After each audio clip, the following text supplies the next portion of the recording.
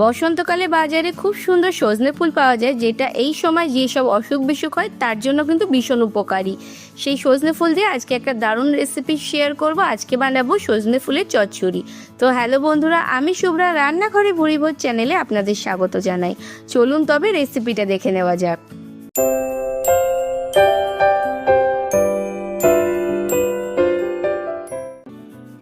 সজনে ফুলের চচ্চড়ি বানানোর জন্য এখানে বাজার থেকে 100 গ্রাম মতো সজনে ফুল কিনে আনা হয়েছিল। সেই ফুলগুলো আমি আগে ঢেলে নিলাম একটা প্লেটে। আপনাদের দেখানোর জন্য আমি আগে বাছিনি, আপনাদের আগে দেখিয়ে নিলাম। এই যে ফুলগুলো আমি বেছে নেব, শুধু ফুলগুলো নেব, আর এর মধ্যে এরকম ডাটি ডাটি অনেক অংশ থাকে, সেগুলো সব বাদ দিয়ে দেবো। আর কিছু ফুল কিন্তু খারাপ থাকে, সেগুলোকেও বাদ দিয়ে দিতে হবে, তবে এই কুড়ি অংশগুলো কিন্তু নেওয়া যেতে পারে। এরকমভাবে সমস্ত ফুলগুলোকে বেছে নেব ভালো করে। আমি এখানে একটা পাত্রে ফুলগুলোকে ভালোভাবে বেছে নিয়েছি। দেখুন ফুলগুলো বেশ টাটকা আছে। এরপর এই ফুলগুলোকে 3-4 বার ভালোভাবে জল পাল্টে পাল্টে ধুয়ে নেব, যাতে এর মধ্যে কোনো ধুলো বালি বা নোংরা না থাকে। এরপর এখানে রান্নাটা করার জন্য একটা বড় সাইজের বেগুন এরকম ডুমো ডুমো করে ছোট ছোট করে কেটে নিয়েছি, আর একটা বড় সাইজের আলু নিয়েছি এরকম ডুমো ডুমো করে কেটে। আপনারা প্রয়োজন মতো আলু আর বেগুন নিয়ে নেবেন। আর এখানে নিয়েছি বেশ কয়েকটা ভাঙা বড়ি। বড়িটা আমার ভেঙে গেছিলো, সেই বড়িটাই আছে, ঘরের তৈরি বড়ি। আপনারা চাইলে গোটা বড়িও ভেজে নিয়ে ভেঙে নিতে পারেন।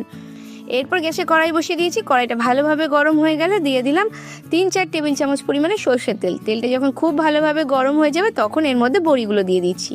বড়িগুলো দিয়ে নেড়ে চেড়ে লাল লাল করে ভেজে নেব। বড়িগুলো দেখুন 3-4 মিনিট মতো হাই টু মিডিয়াম ফ্লেমে দিয়ে বেশ লাল লাল করে ভেজে নিয়েছি। বড়িগুলো ভাজা হয়ে গেছে। এরপর বড়িগুলোকে আমি তুলে নেব। আর বড়িগুলো তোলার সময় কিন্তু একটু ধারে ধরে নিতে হবে, যাতে এক্সট্রা তেলটা কড়াইতে থেকে যায়। তো এরকমভাবে আমি বড়িগুলোকে তুলে নিয়েছি। বড়িগুলো তুলে নেওয়ার পর কড়াইতে যে তেল আছে তাতে আরও 1 টেবিল চামচ পরিমাণে সরষের তেল অ্যাড করেছি। তেলটা কম হয়ে গেছিলো, তাই তার মধ্যে দিয়ে দিলাম 1/2 চা চামচ পরিমাণে 5 ফোড়ন। এখানে আমি 5 ফোড়নের ব্যবহার করেছি, আপনারা চাইলে 1-2 শুকনো লঙ্কা দিতে পারেন, তবে আমি দিইনি। এরপর ওই যে আলুগুলো কেটে রেখেছিলাম সেগুলো দিয়ে দিলাম। এরপর আলুগুলো গ্যাসের ফ্লেমটা বাড়িয়ে দিয়ে লাল লাল করে ভেজে নেব। 2 থেকে 3 মিনিট মতো লাল লাল করে নেড়ে ছেড়ে আলুগুলোকে ভেজে নেওয়ার পর যখন একটা আলুর গায়ে এরকম হালকা দাগ ধরবে তখন এর মধ্যে দিয়ে দেবো আগে থেকে কেটে রাখা বেগুনটা। আলুটা যেহেতু হতে বেশি সময় লাগে, তাই আলুটা দেওয়ার পর 3-4 মিনিট মতো ভেজে নিয়ে তারপরে কিন্তু বেগুনটা দিতে হবে। এরপর আবারও নেড়ে চেড়ে ভেজে নেব। আর এই সময় দিয়ে দিলাম 1 চা চামচ পরিমাণে লবণ আর 1/2 চা চামচ পরিমাণে হলুদ। লবণ আর হলুদটা দিয়ে একসাথে নেড়ে চেড়ে ভেজে নেব। 3 থেকে 4 মিনিট মতো মিডিয়াম টু লো ফ্লেমে রেখে এরকমভাবে নেড়ে চেড়ে একটু ভেজে নিয়েছি। যখন সমস্ত কিছু এরকমভাবে একটু ভাজা ভাজা দাগ পড়ে যাবে তখন এর মধ্যে দিয়ে দিচ্ছি ধুয়ে বেছে রাখা ফুলগুলো এরকমভাবে ওপর থেকে দিয়ে গ্যাসের ফ্লেমটা লোতে করে দিয়ে ঢাকা চাপা দিয়ে রান্না করে নেব 10 থেকে 12 মিনিট মতো। তবে 5-6 মিনিটের মাথায় আমি একবার খুলে নিচ্ছি আর নেড়ে চেড়ে একটু মিশিয়ে নিচ্ছি। ফুলগুলো অনেকটাই নেতিয়ে গেছে, একটু নেড়ে চেড়ে দেখে নিলাম। আর আলুটাও একটু দেখে নিচ্ছি, আলুটা কিন্তু এখন একটু সেদ্ধ হতে বাকি আছে। একটু নেড়ে চেড়ে নিয়ে গ্যাসের ফ্লেমটা লোতেই থাকবে, আবারও ঢাকা চাপা দিয়ে রান্না করে নেব বাকি 5-6 মিনিট মতো। মোটামুটি 12 মিনিট যখন হবে তখন ঢাকাটা খুলে সমস্ত কিছু নেড়ে চেড়ে মিশিয়ে নিচ্ছি। আর একটু নেড়ে চেড়ে মিশিয়ে নেওয়ার পর আমি এখানে আগে থেকে যে ভেজে রাখা বড়িটা ছিল সেই বড়িটা এখানে দিয়ে দিচ্ছি। বড়িটা দেওয়ার পর আবার একটু নেড়ে চেড়ে মিশিয়ে নেব। আর এখানে কিন্তু আমার সমস্ত কিছু খুব ভালোভাবে সেদ্ধ হয়ে গেছে, আর বেগুনটাও ভালোভাবে সেদ্ধ হয়ে সমস্ত কিছুর সাথে মিশে যাচ্ছে, বেশ একটা মাখো মাখো টেক্সচার চলে আসছে। এরপর বড়িটা দেওয়ার পর আবারও একটু ভালোভাবে সমস্ত কিছুর সাথে মিশিয়ে নিয়ে আমি এখানে দিয়ে দিচ্ছি একটু চিনি। যেহেতু সজনে ফুলের স্বাদ একটু তেতো মতো হয়, তার জন্য 1/2 চা চামচ গুঁড়ো চিনি দিয়েছি আর 2টো কাঁচা লঙ্কা দিয়েছি।